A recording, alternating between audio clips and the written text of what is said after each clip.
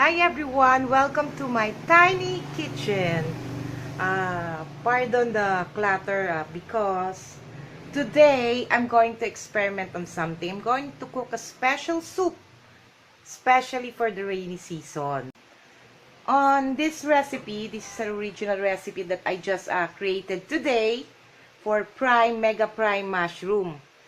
I'm going to use both Mega Prime whole mushroom and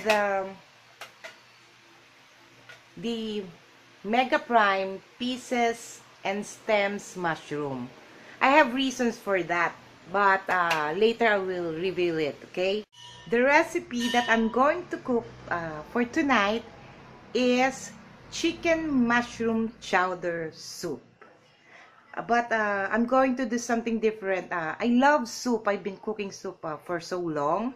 And this is soup is one of my best comfort food, especially when it's rainy. And the kids just love it. Lalo na ngayon, I'm waiting for them to come home and maybe surprise them a bit for dinner with Mega Prime mushroom. So, I'm going to start cooking my chicken and mushroom chowder soup in just a bit. Bye! But for now, I'm going to discuss what are the ingredients I'm going to use for today's soup recipe. These are the ingredients for my chicken mushroom chowder soup.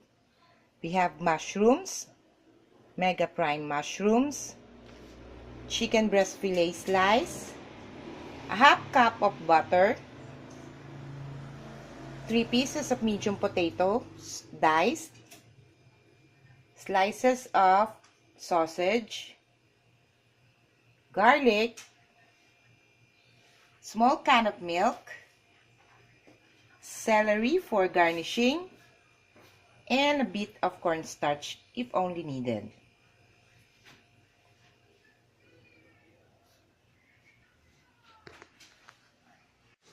Now we're going to start by heating up the pan and sauteing the butter. Going to get the garlic first. There. We're going to saute it in butter with a little bit of oil so that we could prevent the butter from burning. Yan. Now, after the butter is almost done, I'm going to add the sliced chicken breast. But I'm not going to put everything. Mag-iiwan ako for later para merong bits and pieces of chicken yung ating soup.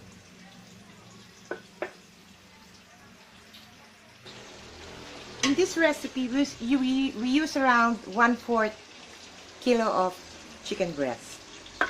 So there you go. We are already sauteing the chicken.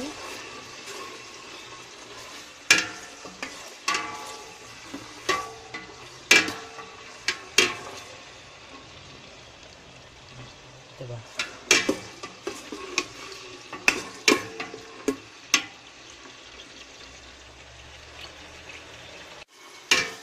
So, it would take only a minute or under a minute for the chicken to cook.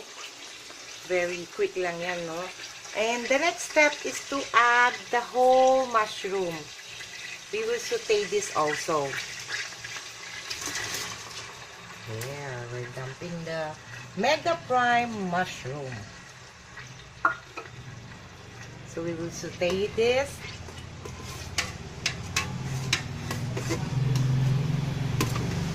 Then after a minute or two, naluto na yung ating mushroom, we're going to add these diced potato. But not all of it, probably half of the diced potato. We're going to leave this other half for later.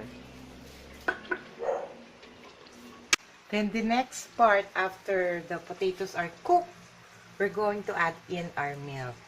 Just a small can of evap milk. This will bring some creaminess into the soup.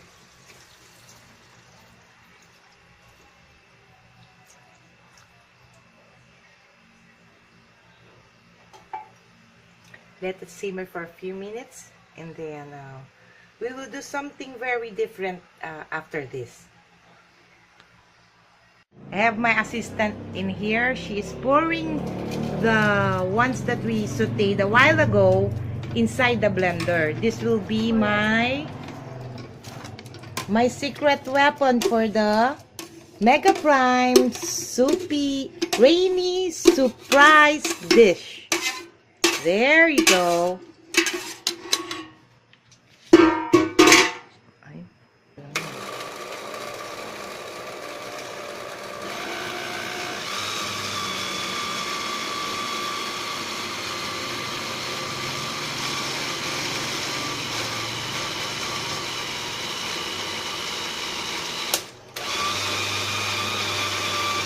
Just make sure that all the bits and pieces are properly blended and pureed. We are going for a pureed consistency for this soup. We just pureed our soup, the ones that we sauteed a while ago. And what we're going to do right now is to take it off from the mixer, from the blender, and then pour it on our soup pan.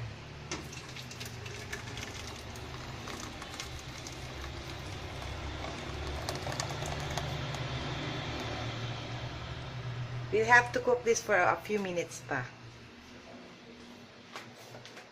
Hello kids! Are you excited for our soup today? Yay! For dinner? You say yeah! Yeah! You say Mega Prime! Mega Prime! Okay, so I've cooked a different kind of mushroom soup. It's called Mushroom Chowder Soup. Are you excited, Mac? Yes! How about you, Nicole, who just arrived from school? Yes!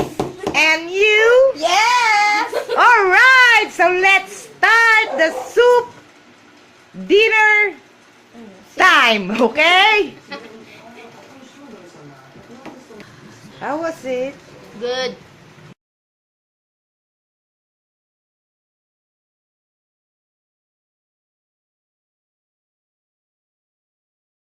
How's the soup, Mac? Sarap.